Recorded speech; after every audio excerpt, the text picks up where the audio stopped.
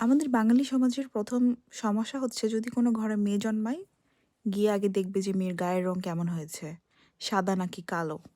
তারপরেই শুরু হয়ে যাবে নানা ধরনের কটূক্তি করা। তো এরকমের কোনো ব্যতিক্রম কিন্তু আমার সাথেও হয়নি। আমি যখন ছোট ছিলাম, একটু বুদ্ধি হয়েছে ১০-১২ বছর বয়স, তখন থেকে শুনতেছি যে মেয়ের গায়ের রং কালো, মেয়ে এই সেই বিভিন্ন ধরনের। তো আমি আর আমার মা গায়ের রং একই রকম।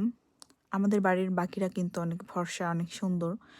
সো ওদেরকে এগুলো ফেস করতে হয়নি। যেহেতু আমি আমার মার মতো হয়েছি, সো প্রতিনিয়ত আমার বাবাকে শুনতে হতো, "মেয়ে তো বাবার মতো হয়নি, মেয়ে হয়ে গেছে মায়ের মতো। আহারে বেচারি, বেচারা কি হবে?